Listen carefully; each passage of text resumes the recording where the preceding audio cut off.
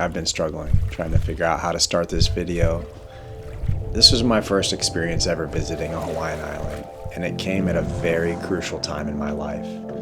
I'm just not sure how deep I want to dive into this because I feel like it might ruin it. In so many of these travel recaps, I allude to things that I was struggling with at the time, and I keep holding back talking about it because it never really takes away from the joy of my experience. But it's kind of hard to tell the story of Kauai without at least summarizing a little bit of what I was going through.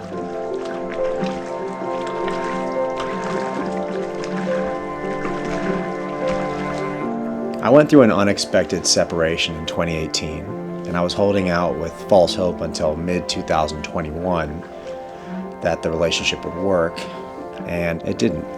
So I planned this solo trip to Kauai as an attempt to push myself forward into something new.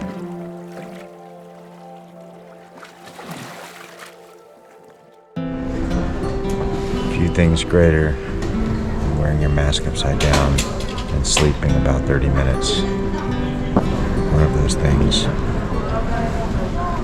chewing gum. Traveling during COVID was not fun, as I'm sure all of you know, but I'm not about to follow a bummer of a conversation with another bummer of a conversation, so we don't have to talk about that. I ended up booking an Airbnb in Princeville with a host named Natalie, and her house was just across the fence from the Princeville town center. They highlighted that no car would be needed, which sounded great to me, and I had no idea what to expect other than warm island air and much needed solitude in the middle of the Pacific Ocean. When I arrived, I realized that Uber wasn't really a thing, especially during COVID, so I ended up catching the local bus to Princeville from the airport. And this ended up being great, as it only cost a few dollars. The accommodations were a lot nicer than I expected when I arrived, so I unloaded all of my stuff on the bed. It had been just a really long road, and I was approaching a moment of knowing that there were things I had to face, and I was not ready, nor was I looking forward to it. Natalie had a bike waiting for me and a homemade book with all these secret spots, so the adventure was about to begin. Having the bike meant that I never had to wait in traffic, which, by the miserable looks on everyone's face that I passed, especially with all the construction going on the bridge, was such a win.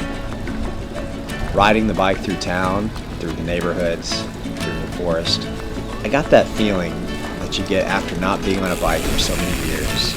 Remembering the last time that you went out and rode bikes aimlessly as a kid was just such an unbelievably nostalgic, awesome time. I cut through neighborhoods and road closures as I worked my way over to Hanalei Plantation Road. Picked up a smoothie from Nourish and then rode down to the edge of the cliff to watch the waves roll out, as the surf was quite big and a lot of the surfers were jumping in at the point to paddle out.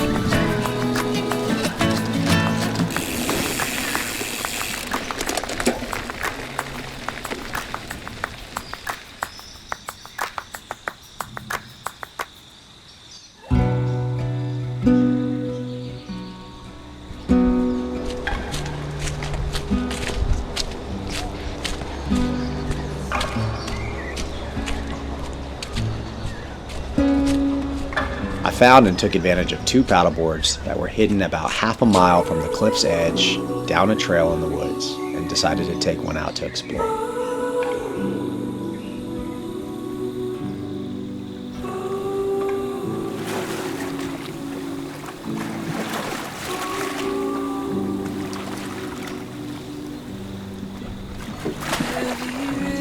I paddled up and down the river, finding a small little bamboo forest to pull over and eat lunch, going a little further each day, making sure to catch each of the sunrises and sunsets, quietly enjoying the jungle sounds around me. diving deep into my thoughts, setting new goals, visualizing a new future, and trying to just find healing for my soul.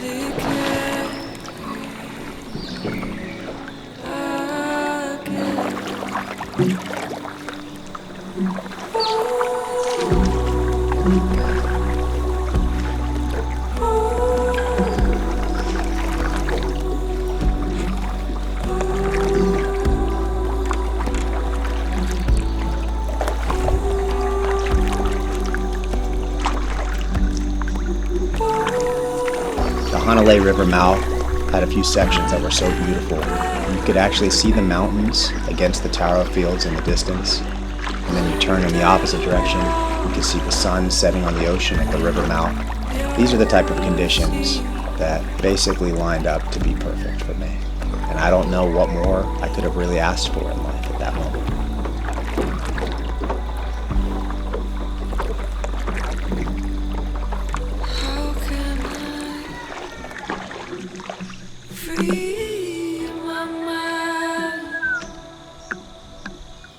But I was done asking for anything anyway, because by this point, I was just overflowing with gratitude. The weather was perfect. Every morning my coffee was delicious. The locals were unbelievably helpful, and my phone was on airplane mode.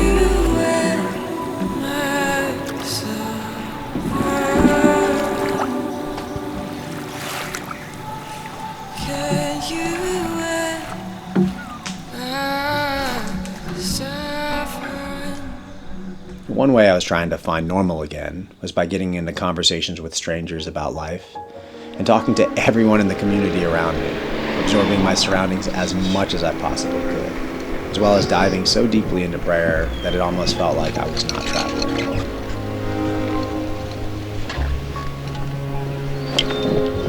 I explored some of the areas nearby like Queen's Bath, where I saw kids jumping as the tide would roll up, but I was kind of intimidated, so I continued on my way.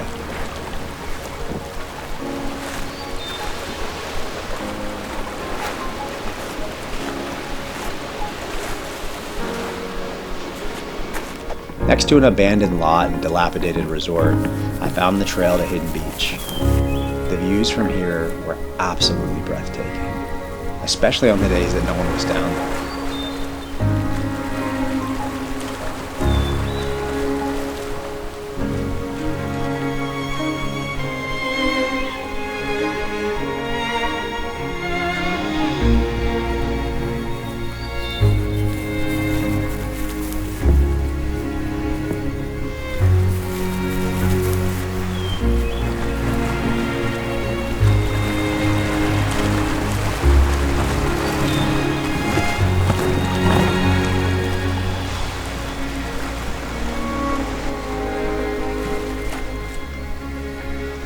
I climbed up on a rock through a bunch of brush that made me feel like I was in the movie Indiana Jones and the Raiders of the Lost Ark, which was filmed on this island, by the way. And I just sat and watched the sun slowly go down. I did a little swimming with some sea turtles and tried to find my inner child again. This is one of the first moments coming out of the fog, just ever so slightly starting to engage in some form of play, which is something that I desperately needed. In this moment, I could have left everything behind for island life. Hidden Beach was and is absolutely stunning. Watching the warm water break against the rocks, especially in the golden hour light, was exactly what I needed to calm my thoughts. I was so heartbroken. The unexpected end of my relationship and how it ended was so jarring. It set me off into a place that was very unfamiliar to me. I had to begin to accept that no matter how much I was holding on, it didn't matter, and it was at a point where it was starting to hurt me more than I realized. This was the first time that I was able to be left alone and start practicing letting go. Even though it took me many more years after that to completely recover, it was such an important first step. As I woke up Saturday morning, feeling somewhat familiar with my surroundings, I rode my bike to a local food truck to pick up a breakfast burrito and some coffee before heading back down to the paddleboards. On my way down, Natalie stopped me and asked if I had gone into the town of Hanalei yet, at which I said no. She told me that they had a bike waiting for me chained to a post at the canoe club, and after giving me all the details, a new adventure was unlocked.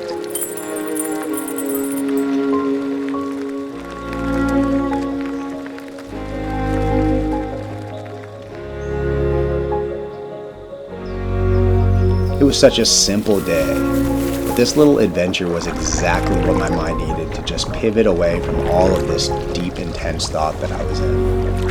It was time to just be stupid and smile.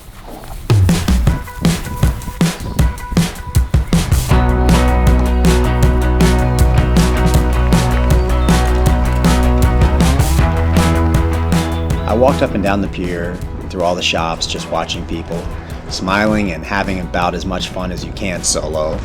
So I got to live in my little delusion for a bit, which was great. I loved it. This is what I needed to wake up and to motivate some changes.